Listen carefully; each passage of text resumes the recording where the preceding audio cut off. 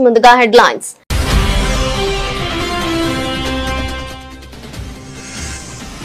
India జోలికొస్తే మీకే నష్టం, అమెరికాకు పుతిన్ హెచ్చరిక. భారత్ పై అమెరికా ఒత్తిడిని తీవ్రంగా విమర్శించిన రష్యా అధ్యక్షుడు.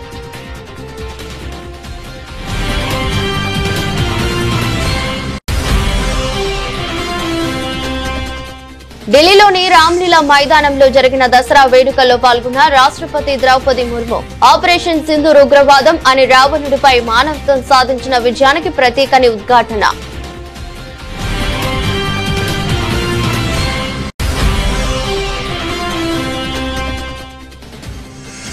సర్ క్రీక్ విషయంలో పాకిస్తాన్ కు రక్షణ మంత్రి రాజ్నాథ్ సింగ్ తీవ్ర హెచ్చరిక. కరాచీకి వెళ్లే దారి సర్ క్రీక్ నుంచేనని కీలక వ్యాఖ్యలు.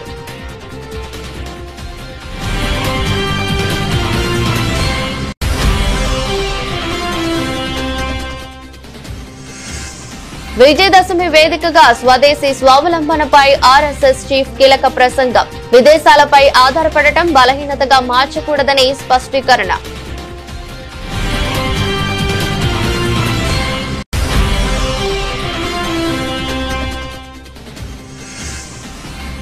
స్వగ్రామంలో దసరా వేడుకల్లో పాల్గొన్న సీఎం రేవంత్. గ్రామస్తులతో కలిసి జమ్మి చెట్టుకు ముఖ్యమంత్రి ప్రత్యేక పూజలు.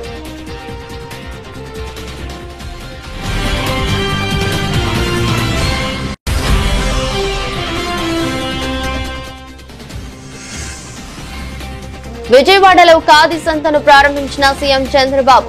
యాచించే స్థాయి నుంచి శాసించే స్థాయికి భారత్ ఎదగాలని పిలుపు.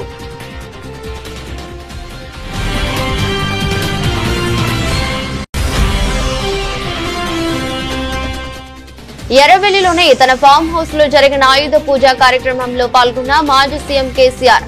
తెలంగాణ ప్రజలు సుఖ సంతోషాలతో వర్ధిల్లాలని అమ్మవారిని కోరుకున్న బీఆర్ఎస్ అధినేత.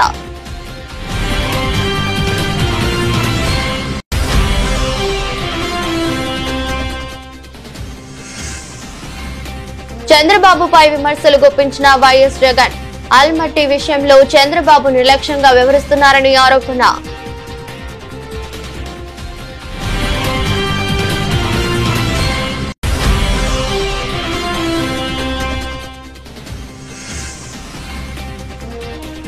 వచ్చే ఎన్నికల్లో నేను పోటీ చేయను, Jaggareddy shocking comments.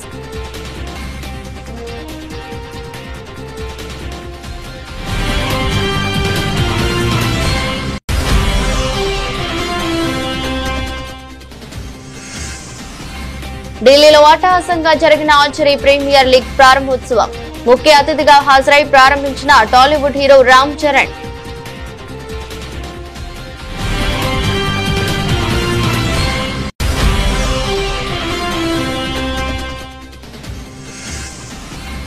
Megastar Chiranjeevi కొత్త చిత్రం ఎంఎస్జీ నుంచి తొలి పాట విడుదల. ప్రోమోతో పాటపై అంచనాలు పెంచిన చిత్ర బృందం.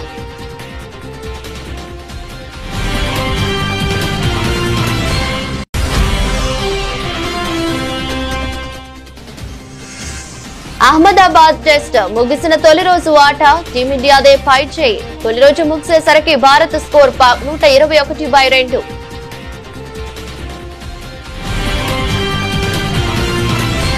రష్యాతో ఇంధన వాణిజ్యం తగ్గించుకోవాలంటూ భారత్ పై అమెరికా తెస్తున్న ఒత్తిడిపై రష్యా అధ్యక్షుడు వ్లాదిమిర్ పుతిన్ తీవ్ర స్థాయిలో మండిపడ్డారు. భారత్ ఎన్నిటికీ బయటి శక్తుల ఒత్తిళ్లకు తలొగ్గదని, అలాంటి అవమానాన్ని ఎప్పటికీ సహించదని ఆయన స్పష్టం చేశారు. ఈ విషయంలో అమెరికా వెనక్కి తగ్గకపోతే ఆ దేశ ఆర్థిక వ్యవస్థకే భారీ నష్టం తప్పదని హెచ్చరించారు. రష్యాలోని సోచి నగరంలో జరిగిన వాల్డై అంతర్జాతీయ చర్చా వేదికలో పుతిన్ ఈ కీలక వ్యాఖ్యలు చేశారు. సమావేశానికి భారత్ సహా 140 దేశాల నుంచి భద్రతా, భౌగోళిక, రాజకీయ నిపుణులు హాజరయ్యారు. ఈ సందర్భంగా పుతిన్ మాట్లాడుతూ, భారత్ తో మాకు ఎలాంటి సమస్యలు లేవు, ఎటువంటి ఉద్రిక్తతలు తలెత్తలేదు. ప్రధాని నరేంద్ర మోదీ నా స్నేహితుడు. ఆయన నాయకత్వంలో భారత్ ఎవరి ఒత్తిళ్లకు లొంగదు. అమెరికా మాట విని రష్యా నుంచి ఇంధనం కొనడం ఆపేస్తే భారత్ దాదాపు 9 నుంచి 10 బిలియన్ డాలర్ల వరకు నష్టపోవాల్సి వస్తుందని వివరించారు. అమెరికా చర్యలు ఆ దేశానికే నష్టం కలిగిస్తాయని పుతిన్ హెచ్చరించారు. దేశమంతటా దసరా ఉత్సవాలు ఘనంగా జరిగాయి. విజయదశమిలో కీలక ఘట్టమైన రావణ దహన కార్యక్రమాలను పలు ప్రాంతాల్లో అట్టహాసంగా నిర్వహించారు. దశకంఠుడి దహన కార్యక్రమాల్లో పలువురు ప్రముఖులతో పాటు పెద్ద ఎత్తున ప్రజలు పాల్గొన్నారు. పాల్గొన్నారు. ఢిల్లీలో శ్రీ ధార్మిక లీలా కమిటీ ఆధ్వర్యంలో రామ్లీలా మైదానంలో జరిగిన దసరా వేడుకల్లో రాష్ట్రపతి ద్రౌపది ముర్ము పాల్గొన్నారు. కార్యక్రమంలో ముర్ము రామబాణం ఎక్కుపెట్టగా రావణ దహనం జరిగింది. అనంతరం రాష్ట్రపతి మాట్లాడుతూ ఆపరేషన్ సింధూర్ ఉగ్రవాదం అనే రావణుడిపై మానవత్వం సాధించిన విజయానికి ప్రతీక అన్నారు. దేశ రక్షణ కోసం పాటుపడుతున్న భారత సైనికులకు ఆమె దసరా శుభాకాంక్షలు తెలియజేశారు.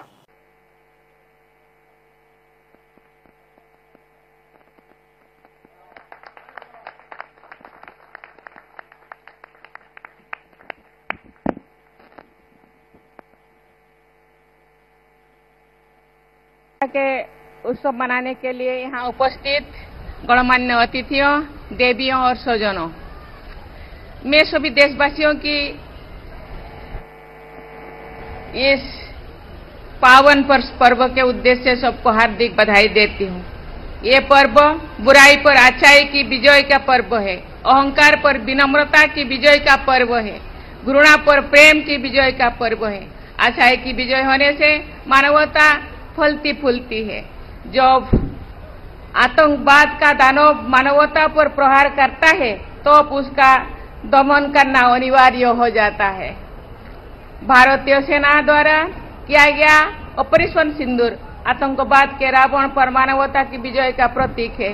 इसके लिए हम भारत माता की रक्षा में तैनात सभी सेनानियों को हम नमन करते हैं, धन्यवाद करते हैं।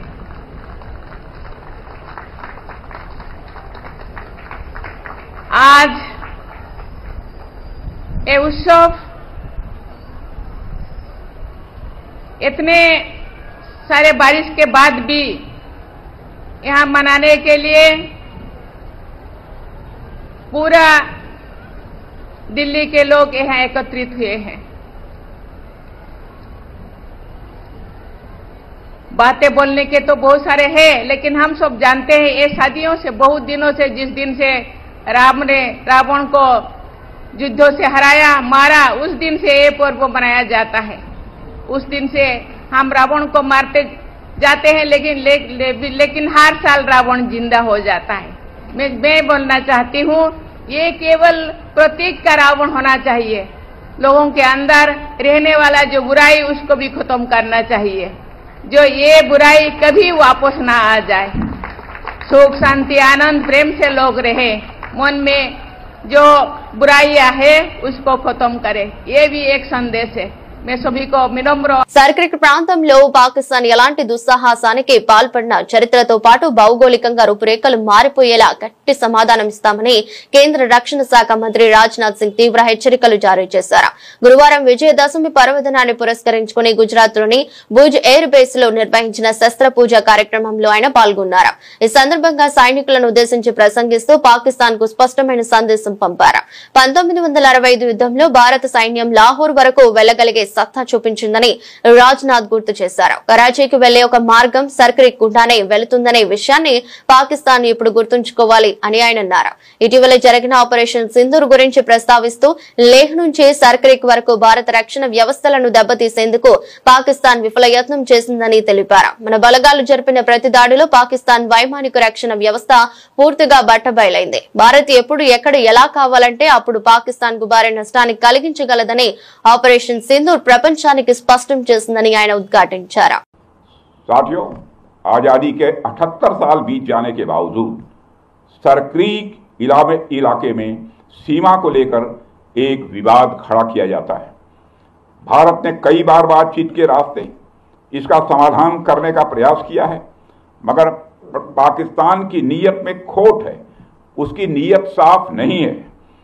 जिस तरह से हाल में पाकिस्तान की फौज ने सरक्रीक के सटे इलाकों में अपना मिलिट्री इंफ्रास्ट्रक्चर बढ़ाया है, वह उसकी नीयत बताता है। साथियों, भारत की सीमाओं की रक्षा भारतीय सेनाएं और बॉर्डर सिक्योरिटी फोर्स मिलकर मुस्तैदी से कर रही हैं। अगर सरक्रीक इलाके में पाकिस्तान की ओर से कोई भी हिमाकत की गई तो उसे ऐसा करारा जवाब मिलेगा कि इतिहास और भूगोल दोनों बदल जाएंगे मेरे साथियों। और 1965 की जंग में भारत की सेना ने लाहौर तक पहुंचने का सामर्थ्य भी दिखाया। आज 2025 में पाकिस्तान को याद रखना चाहिए कि कराची का एक रास्ता क्रीक से ही होकर गुजरता है। స్వదేశీ ఉత్పత్తులను ప్రోత్సహించడం, స్వావలంబన సాధించడం ద్వారానే దేశం ముందుకు సాగుతుందని రాష్ట్రీయ స్వయం సేవక్ సంఘ్ చీఫ్ మోహత్ భాగవత్ అన్నారు. అమెరికా వంటి దేశాలు భారత్ వస్తువులపై టారిఫ్లతో ఒత్తిడి పెంచుతున్న ప్రస్తుత తరుణంలో మన కాలపై మనం నిలబడటమే ఏకైక మార్గమని స్పష్టం చేశారు. గురువారం నాగ్పూర్లోని ఆర్ఎస్ఎస్ ప్రధాన కార్యాలయంలో జరిగిన విజయదశమి ఉత్సవాల్లో ఆయన ప్రసంగించారు. ప్రపంచ దేశాలన్నీ ఒకదానిపై ఒకటి ఆధారపడి పనిచేస్తాయని, అయితే ఈ పరస్పర ఆధారం మన బలహీనతగా మారకూడదని భగవత్ హితవు పలికారు. స్వదేశీకి స్వావలంబనకు ప్రత్యామ్నాయం లేదు. మనం ఆత్మ నిర్భర్ గా మారినప్పుడే మన సంకల్పం ప్రకారం నడుచుకోగలుగుతామని తెలిపారు. ఈ సందర్భంగా పొరుగు దేశమైన నేపాల్లో ఇటీవల చోటు చేసుకున్న హింసాత్మక ఆందోళనల గురించి ఆయన ప్రస్తావించారు. హింసాత్మక తిరుగుబాట్లు దేన్ని సాధించలేవని, అవి కేవలం అరాచకానికి దారితీస్తాయని హెచ్చరించారు. हाल में अमेरिका ने जो नई टैरिफ नीति अपनाई, उनके अपने हित के लिए अपनाई होगी, लेकिन उसकी मार तो सभी पर पड़ रही है। इसलिए ये सारा परिदृश्य अथवा ये सारी प्रचलित पद्धति उस पर हम निर्भर हो जाए ऐसी नहीं है।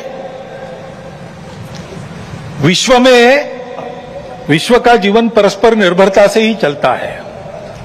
राष्ट्रों में आपस में सब प्रकार के संबंध होने पड़ते हैं। अकेला राष्ट्र अलगाव में, आइसोलेशन में जी नहीं सकता। परंतु ये निर्भरता मजबूरी में न बदल जाए, क्योंकि वो कब बदलेगी, कैसे बदलेगी, उसका कोई पता नहीं। और इसलिए इस निर्भरता को मानते हुए, विश्व जीवन की एकता को मानते हुए, हमको इसको मजबूरी न बनाते हुए जीना अगर है तो स्वदेशी और स्वावलंबन का कोई परिणाम नहीं, कोई पर्याय नहीं। हमको आत्मनिर्भर होना पड़ेगा, स्वावलंबी जीवन जीना पड़ेगा, स्वदेशी का उपयोग करना पड़ेगा, और फिर भी अंतर्राष्ट्रीय संबंधों का सब प्रकार के, राजनयिक हो, आर्थिक हो, व्यापारिक हो, इन सबका जतन हमको करना पड़ेगा। लेकिन उसमें मजबूरी नहीं होगी, हमारी अपनी इच्छा होगी, हमारा अपना सद्भाव होगा, ऐसा हमको बनना पड़ेगा। దసరా ఉత్సవాలను సీఎం రేవంత్ రెడ్డి తన స్వగ్రామం కొండారెడ్డిపల్లిలో ఘనంగా జరుపుకున్నారు. నాగర్ కర్నూలు జిల్లా వంగూరు మండలం కొండారెడ్డిపల్లికి హెలికాప్టర్లో కుటుంబ సభ్యులతో కలిసి ఆయన చేరుకున్నారు. ఈ సందర్భంగా సీఎం రేవంత్ రెడ్డికి నియోజకవర్గ ఎమ్మెల్యే డాక్టర్ వంశీకృష్ణతో పాటు గ్రామస్తులు గజమాలతో స్వాగతం పలికి ఆయనపై పూల వర్షం కురిపించారు. అనంతరం ఆ గ్రామంలోని శ్రీ ఆంజనేయ స్వామి దేవాలయంలో స్వామివారిని దర్శించుకుని సీఎం రేవంత్ రెడ్డి ప్రత్యేక పూజలు నిర్వహించారు. ఈ పూజలు ముఖ్యమంత్రికి ఆలయ పూజారులు ప్రసాదాలు అందజేశారు. ఆ తర్వాత తన నివాసానికి రేవంత్ రెడ్డి చేరుకున్నారు. సాయంత్రం గ్రామంలోని దసరా ఉత్సవాల్లో సీఎం రేవంత్ పాల్గొన్నారు. స్థానిక కట్టమైసమ్మ దేవాలయంలో ఆయన పూజలు చేశారు. అనంతరం గ్రామస్తులతో కలిసి జమ్మి చెట్టు వద్దకు చేరుకున్నారు. ఈ సందర్భంగా సీఎం రేవంత్ రెడ్డి ప్రత్యేక పూజలు చేశారు. మరోవైపు స్వగ్రామంలో దసరా ఉత్సవాల్లో సీఎం రేవంత్ రెడ్డి పాల్గొంటున్నారని సమాచారం అందడంతో ఆ పరిసర గ్రామాల ప్రజలంతా కొండారెడ్డిపల్లెకు భారీగా తరలివచ్చారు. దీంతో ఆ గ్రామం జనసంద్రంగా మారింది. మరోవైపు సీఎం రేవంత్ రెడ్డి పర్యటన నేపథ్యంలో కొండారెడ్డిపల్లెలో భారీగా పోలీసులు మోహరించారు.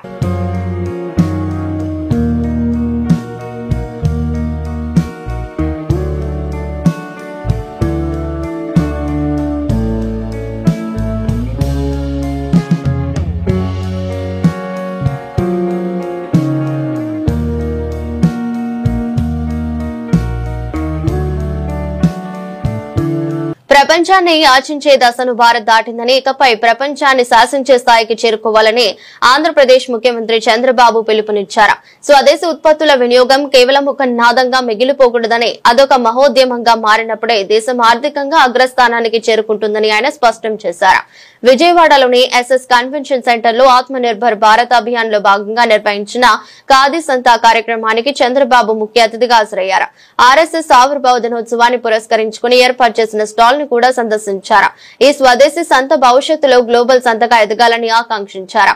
ఈ సందర్భంగా చంద్రబాబు మాట్లాడుతూ భారతదేశానికి ఉన్న అతిపెద్ద బలం సంపద మన జనాభాయే, ప్రపంచంలోనే అతిపెద్ద మార్కెట్ మన దేశమే. బీ ఇండియన్, బై ఇండియన్, భారతీయుడిగా ఉండు, భారతీయుడిగా వస్తువులనే కొనుగోలు చేయు అనే నినాదం ప్రతి ఒక్కరిలో రావాలి. మన ఉత్పత్తులను మనమే వినియోగించుకుంటే డిమాండ్ పెరిగి ఆర్థిక వ్యవస్థ బలపడుతుందని అన్నారు. మహాత్మా గాంధీ అంటే మనకు వచ్చేది ఎప్పుడు గుర్తుంటుంది, ఖద్దర్. ఖాదీ అంటే ఇమ్మీడియట్ గుర్తొస్తుంది. దానికి కారణం స్వదేశ ఉద్యమం. ఈ రాట్నమే దేశానికి ఆయుధమైంది, తిరుగుబాటు సాధనమైంది. కడాన మనకు స్వాతంత్రాన్ని తెచ్చిపెట్టే మహత్తర కార్యక్రమానికి ప్రధానమైన కారణం ఈ ఖాదీ రాట్నం అని చెప్పి కూడా నేను మీకు తెలియజేస్తున్న ఒక స్ఫూర్తినిచ్చి ముందుకు పోయాం. ఆ మహనీయుడు మనకు నేర్పించింది సత్యం, అహింస, స్వదేశీ, గ్రామ స్వరాజ్యం. లాల్ బహదూర్ శాస్త్రి చాలా తక్కువ సమయం ఉన్నాడు గాని జై కిసాన్, జై జవాన్ ఒక నినాదం, దేశాన్ని రక్షించుకోవాలి, తిండి పెట్టే రైతులను గుర్తుపెట్టుకోవాలని చెప్పిన ఏకైక వ్యక్తి లాల్ బహదూర్ శాస్త్రి గారు. అలాంటి మహనీయులకి నివాళులర్పిస్తూ ఈరోజు మనం సమావేశమైంది ఒక స్ఫూర్తిని నింపడానికి. భవిష్యత్తులో ఏ విధంగా ఈ స్వదేశీ ఉద్యమం నాకు ఏమాత్రం లేదు. సంత అనగానే మనకు అందరికీ జ్ఞాపకం పాత రోజులు. ఊర్లో తయారయ్యే వస్తువులు, అవసరమైన వస్తువులన్నీ సంతకు తీసుకొస్తాం. వారానికి ఒక రోజు ఆ సంతకు పోయి అన్ని వస్తువులు కొనుక్కుంటాం. అది ఆ రోజు మార్కెట్ వ్యవస్థ. ఈ రోజు నాకు కాజీ సంత గ్లోబల్ సంతగా ఇండియన్ ప్రోడక్ట్స్ తయారవుతున్న దాంట్లో అనుమానమే లేదు. ఇప్పటికే ఆ దిశగా మనం ముందుకు పోతున్నాం. తెలుగు రాష్ట్రాల్లో దసరా సంబరాలు అంబరాన్నంటున్నాయి. ఈ నేపథ్యంలో ప్రముఖులు సైతం పూజా కార్యక్రమాల్లో నిమగ్నమవుతున్నారు. ఈ మేరకు బీఆర్ఎస్ అధినేత మాజీ సీఎం కేసీఆర్ సైతం దసరా వేడుకల్లో పాల్గొన్నారు. దుర్గమ్మకి ఆయన ప్రత్యేక పూజలు చేశారు. ఎర్రవెల్లిలోని తన ఫామ్ హౌస్ లో జరిగిన ఆయుధ పూజా కార్యక్రమంలో తన భార్య శోభతో కలిసి కేసీఆర్ పాల్గొన్నారు. తెలంగాణ ప్రజలు సుఖ సంతోషాలతో వర్ధిల్లాలని కేసీఆర్ ఈ సందర్భంగా అమ్మవారిని కోరుకున్నారు. ఈ పూజలో కేటీఆర్ దంపతులతో పాటు కుటుంబ సభ్యులు, సిబ్బంది పాల్గొన్నారు.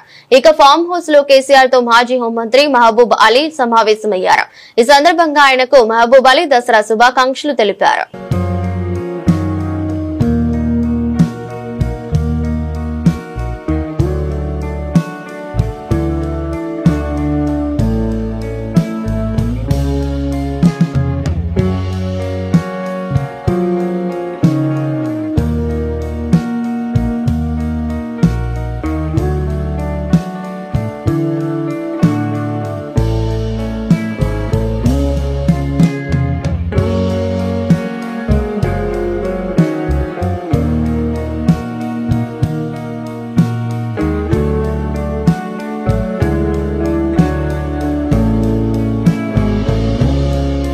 ఆల్మట్టి డ్యాం ఎత్తు పెంపు ప్రక్రియపై ఆంధ్రప్రదేశ్ ముఖ్యమంత్రి చంద్రబాబు నాయుడు నిర్లక్ష్యంగా వ్యవహరిస్తున్నారని వైఎస్ఆర్ కాంగ్రెస్ పార్టీ అధినేత మాజీ ముఖ్యమంత్రి వైఎస్ జగన్మోహన్ రెడ్డి తీవ్రంగా విమర్శించారు.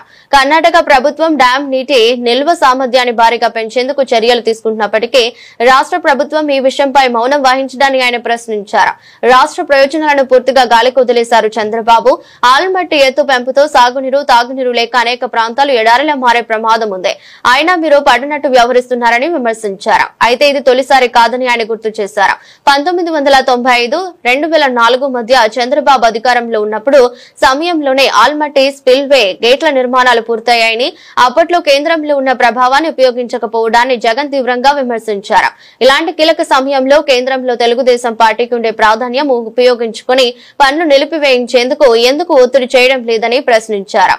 ఎంపీల బలంపైనే కేంద్రం ఆధారపడి ఉన్నప్పుడు కేంద్రంపై ఒత్తిడి తేవడంలో అసమర్థత రాష్ట్రానికి తీరని నష్టాన్ని తెస్తుందని అన్నారు. సంగారెడ్డి పట్టణంలోని అంబేద్కర్ స్టేడియంలో దసరా వేడుకలు ఘనంగా జరిగాయి. ఈ సందర్భంగా రావణ దహనాన్ని నిర్వహించారు. కార్యక్రమంలో జగ్గారెడ్డి దంపతులు, టీపీసీసీ సీనియర్ నేత జట్టి కుసుమ కుమార్ పాల్గొన్నారు.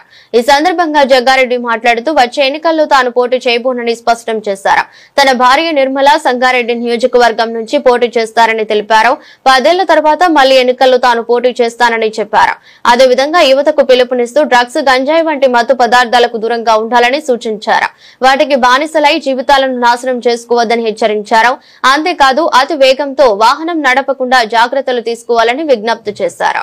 ముఖ్యమంత్రి రేవంత్ రెడ్డితో మాట్లాడి మా కుసుమ్ కుమార్ కూడా ఉన్నాడు, నా క్లాస్మేట్, తప్పకుండా ఈమె పూర్తి బాధ్యత అప్పచెప్తున్నా. నెక్స్ట్ ఎలక్షన్లకు ఈమెనే ఎమ్మెల్యే క్యాండిడేట్గా అంటే నన్ను జరిగిపోండి అని అర్థమా? మరి ఓ అన్నారేంది మరి?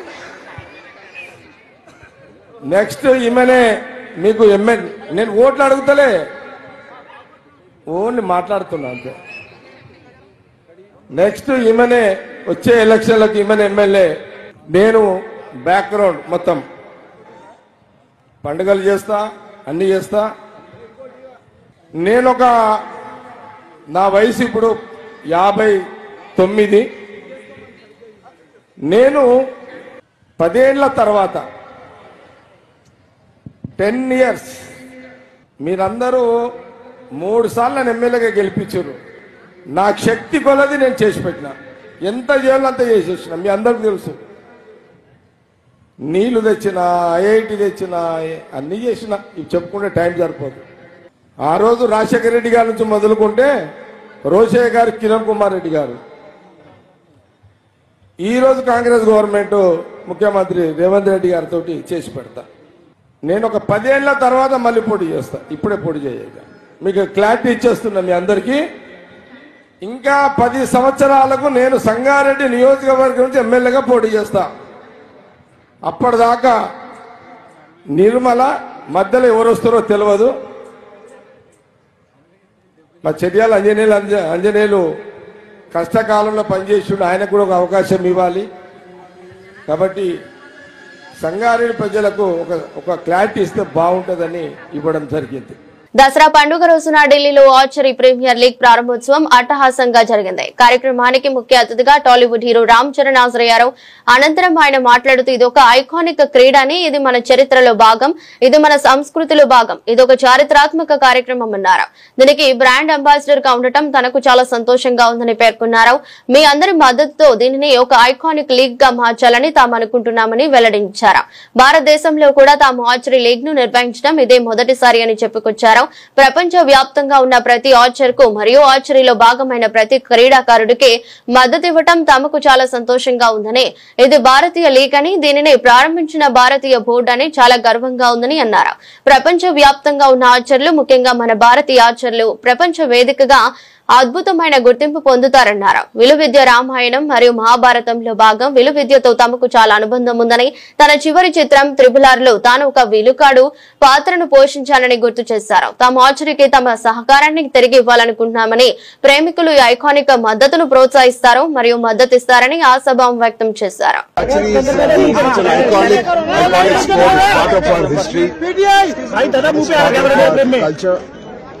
It's a historic event always, and such an ancient sport of India. We are all very proud of it. I thank Anil Kamble, Arjun Sachdev ji, Arjun Munda ji for putting up such a beautiful historic league. I'm very happy to be the brand ambassador. With all your support, we are very sure इसको एक iconic league बनाना चाहते हैं. And first time archery के leagues कभी नहीं थे, and this is the first time we are seeing worldwide में पहली बार आर्चरी का लीग हो रहा है और हमारा भारत में हो रहा है.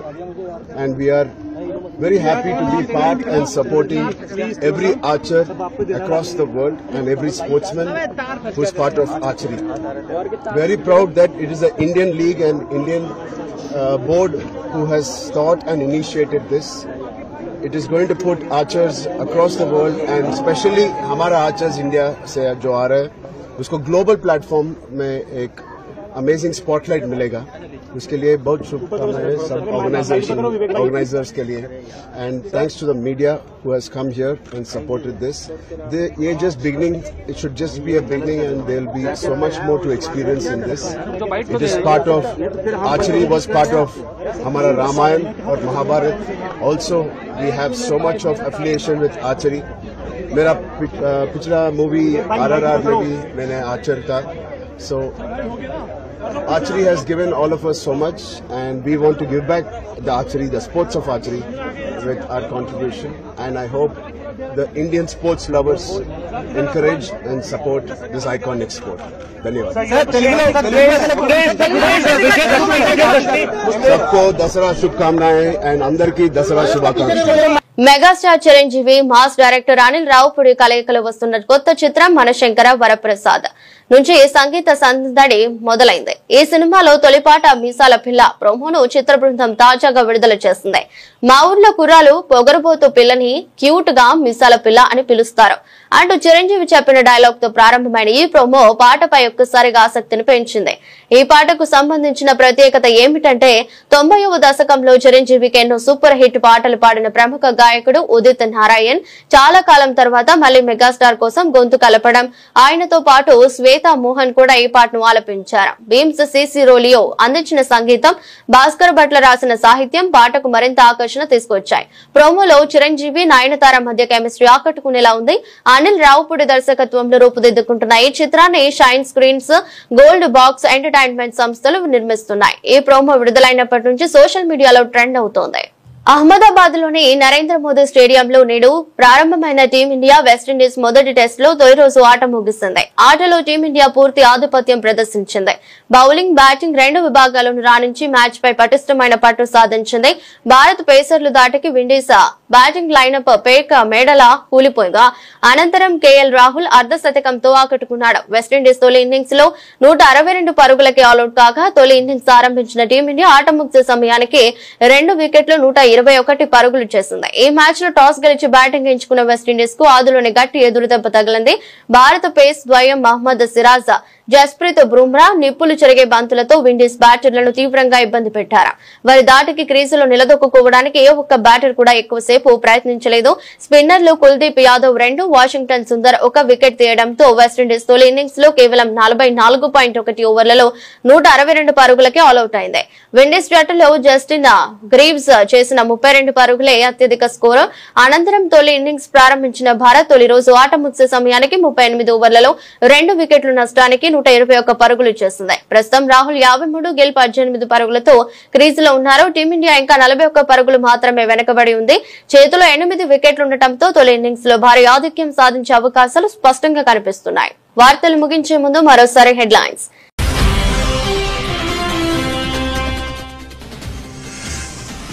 ఇండియా జోలికొస్తే మీకే నష్టం, అమెరికాకు పుతిన్ హెచ్చరిక. భారత్ పై అమెరికా ఒత్తిడిని తీవ్రంగా విమర్శించిన రష్యా అధ్యక్షుడు.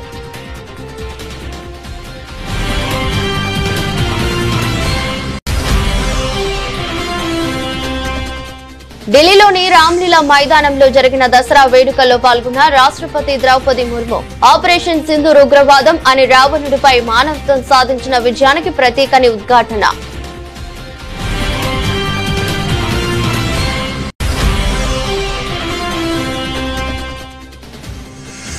సర్ క్రీక్ విషయంలో పాకిస్తాన్ కు రక్షణ మంత్రి రాజ్నాథ్ సింగ్ తీవ్ర హెచ్చరిక. కరాచీకి వెళ్లే దారి సర్ క్రీక్ నుంచేనని కీలక వ్యాఖ్యలు.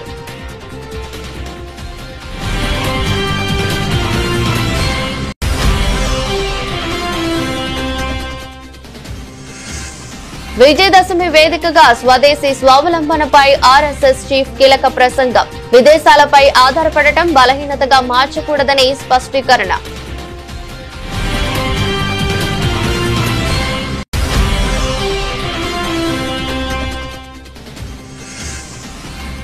స్వగ్రామంలో దసరా వేడుకల్లో పాల్గొన్న సీఎం రేవంత్. గ్రామస్తులతో కలిసి జమ్మి చెట్టుకు ముఖ్యమంత్రి ప్రత్యేక పూజలు.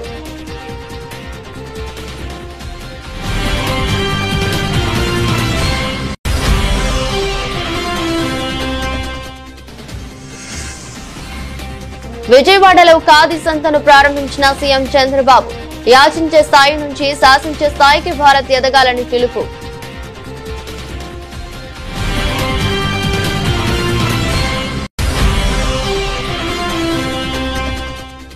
ఎర్రవెల్లిలోని తన ఫామ్ హౌస్ లో జరిగిన ఆయుధ పూజ కార్యక్రమంలో పాల్గొన్న మాజీ సీఎం కేసీఆర్. తెలంగాణ ప్రజలు సుఖ సంతోషాలతో వర్ధిల్లాలని అమ్మవారిని కోరుకున్న బీఆర్ఎస్ అధినేత.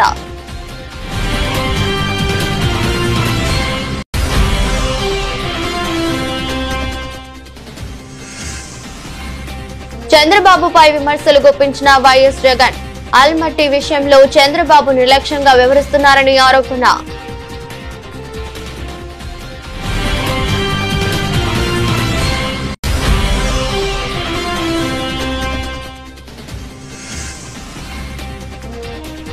వచ్చే ఎన్నికల్లో నేను పోటీ చేయను. Jaggareddy shocking comments.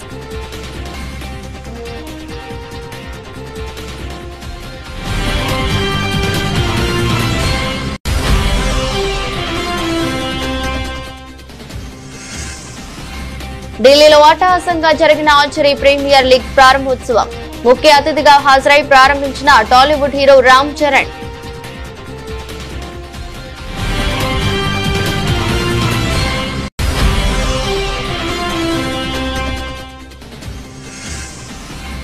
Megastar Chiranjeevi కొత్త చిత్రం ఎంఎస్జీ నుంచి తొలి పాట విడుదల. ప్రోమోతో పాటపై అంచనాలు పెంచిన చిత్ర బృందం.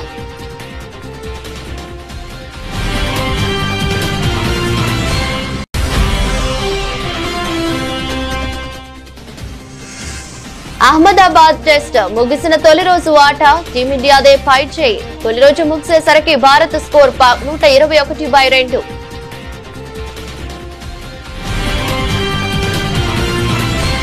ఇదరస్ట్ బులెటిన్. మరో బులెటిన్ లో మళ్ళీ కలుద్దాం. అంతవరకు సెలవు. నమస్కారం.